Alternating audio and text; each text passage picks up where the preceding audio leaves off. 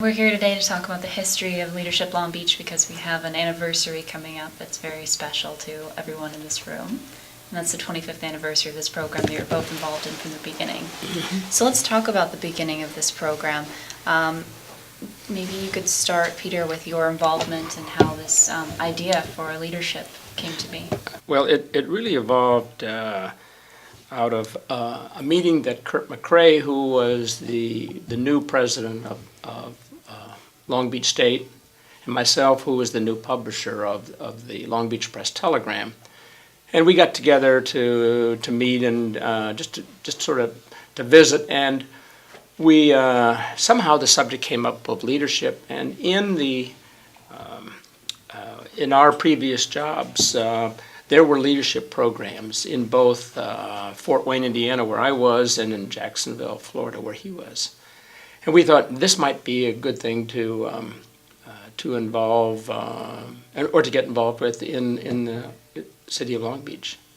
And when we talked to some people about it, they thought this was a great idea. And the initial idea was that we want to develop and help develop leaders, to have emerging leaders learn about the community, and then have those men and women select the area of involvement that they want. It was not a political leadership necessarily, sure, but it was involvement in any area that they felt was of interest to them. And who were some of those folks that you spoke with initially to kind of ask? Well, there were a number of people: John Kilroy, Mike Chopin, Jim Ackerman. There were generally people, Brent Hunter, who was the head of the Chamber of Commerce. Okay. There were generally business people in the community. Who were somewhat leaders themselves? Yes. Okay. And so they kind of had a finger on the pulse of the community, knew if there was a leadership program, and they saw a need. Mm-hmm. Okay, great. And we sort of evolved from there. It started growing, and we obviously had to raise some money to make this go. And so when we went and talked to businesses, we found that they were very interested. We asked for $5,000 commitments for a year, and that was what funded the first program. Great. So when did you start drafting what this program would entail? Did you kind of have a collective, like a committee to form some Well, ideas? we knew, we sort of had an idea. It was of what we wanted. But what we needed then was to have somebody help us with the program itself. And Vance Caesar, who was at the time the general manager of the Press Telegram, he was very savvy in organizational development. He participated with it, as did the first staff member, Patty Mitchell. And they really helped put together the first program. And it was replicated to a certain degree by what other communities that had leadership programs had done. Sure. Now there's an article here that we were looking at earlier, Task Force Urges New Source for Leaders. And in here it talks about a group of the Chamber of Commerce and others forming a projected training program called Leadership Long Beach. Was that the title of the program from the start, Leadership Long Beach? It was, and that was replicated by what other communities had involved in leadership programs. And there was a national organization, I believe it was in Chicago. There was. I went to a couple of the conventions, and they were in Florida. But yes, there was a national. It probably still is. Okay. So there are hundreds of these leadership programs out there at the time that you're starting leadership. There weren't that many then in the late 80s, but there were, I'm guessing, maybe 30 or 40. Okay. And were you looking at those specific programs to maybe borrow or some ideas for designing leadership? Well, we wanted to sort of get their outline, but we specifically wanted to tailor this to our community. And so it was definitely different from the ones that, at least the one I was familiar with in Fort Wayne, Indiana, or that Kurt was familiar with in Jacksonville. Okay.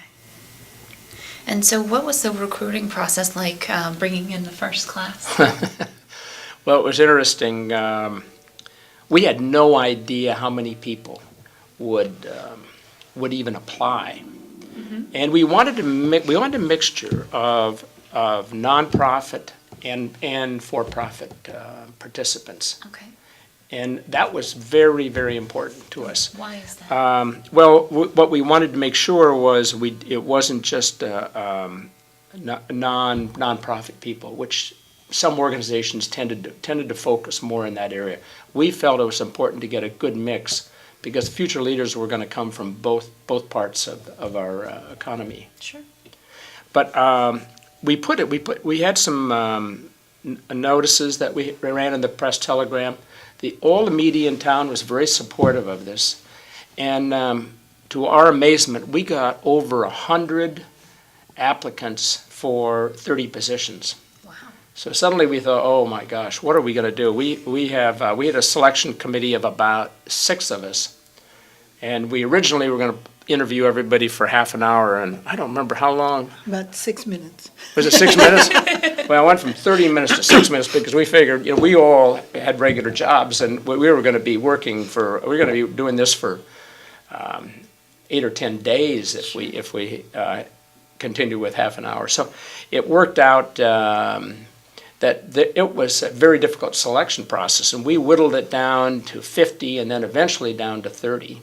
Okay. And so there were a lot of people who did not get in the first class, but many of them got into the second class, and I think maybe even the third class.